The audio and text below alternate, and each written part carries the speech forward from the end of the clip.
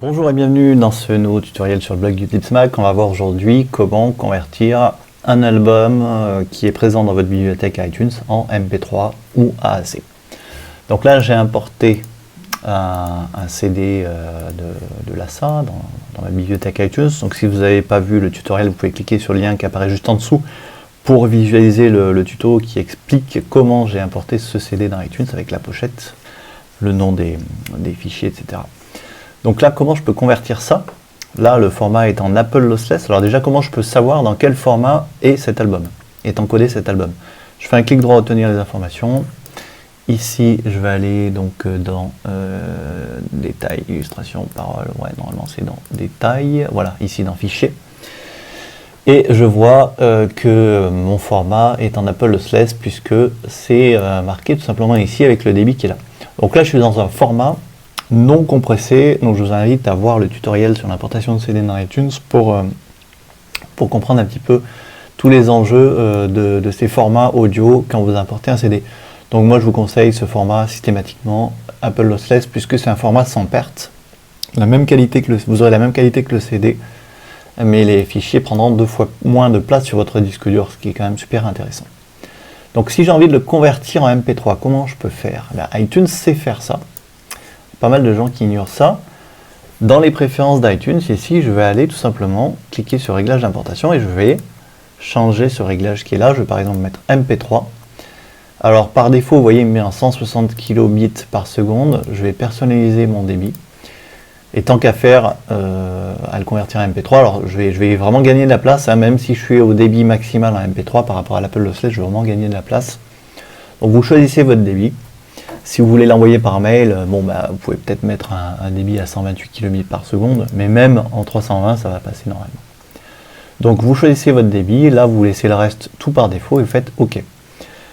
Je fais OK et je refais OK. Donc pour l'instant, j'ai simplement changé dans les préférences d'iTunes le format d'importation. Ça veut dire que si vous importez un CD, ce sera le format par défaut qui vous proposera. Mais si je sélectionne maintenant ces morceaux, je fais un clic droit et vous voyez que j'ai le menu maintenant qui apparaît, créer une version MP3 parce que je suis allé le paramétrer à l'instant dans les préférences d'iTunes. Donc ça c'est génial puisque vous pouvez comme ça convertir dans le format que vous voulez. Donc là je vais lancer la conversion, hop, et il va se mettre à convertir et du coup vous allez avoir tous les morceaux, vous voyez, qui vont être doublés. Vous aurez une version Apple Lossless, une version MP3 tout simplement. Donc on va le laisser finir et on va voir comment on peut s'y retrouver après pour pouvoir extraire la version MP3. Donc vous pouvez tout à fait faire la même chose, hein, changer l'importation comme ça, lui demander d'encoder en AAC si vous avez envie. Alors même chose, l'AAC c'est un format de compression un petit peu comme le MP3 mais avec des résultats un petit peu meilleurs quand même, à débit équivalent, le AAC est quand même meilleur que le MP3.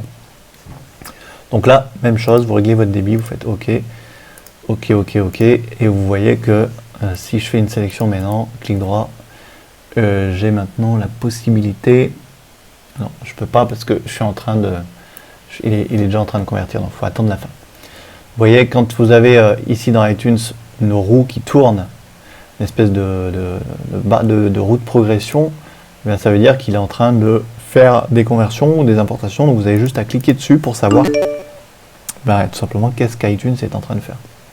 Voilà. Ok, donc là, il semble avoir fini le transcodage, donc si je fais un clic droit, vous voyez, voilà, maintenant j'ai créé la version AAC puisque j'ai changé. Donc je ne vais pas le faire. Comment maintenant savoir quelles sont les versions MP3 ou Lossless? Alors, moi je vous conseille d'utiliser ce mode-là. Voilà, je vais aller dans Morceaux, je vais aller dans mon artiste, là ça, voilà. Et là, ça va être assez facile de les trier puisqu'il me suffit de faire un clic droit. Je vais lui demander d'afficher les types, voilà. Et là, il me suffit de trier les fichiers par type. Et hop, là j'ai toutes les versions Apple Lossless et là j'ai toutes les versions MP3. Est-ce que c'est pas merveilleux? Alors si vous voulez les mettre sur une clé USB par exemple, il n'y a rien de plus facile, hein. Là je vais le mettre sur le bureau, mais ce serait exactement la même chose sur une clé USB. Voilà, je vais aller sur mon bureau, tac tac tac, voilà. Je vais faire un nouveau dossier. Ok. Et il suffit de prendre les fichiers et les faire glisser. Voilà. Et là, vous pouvez mettre ça sur votre clé tranquillement. Donc vous voyez, c'est quand même super simple de faire une conversion de fichiers, d'albums dans iTunes dans le format que vous voulez. Il n'y a pas besoin d'un logiciel additionnel.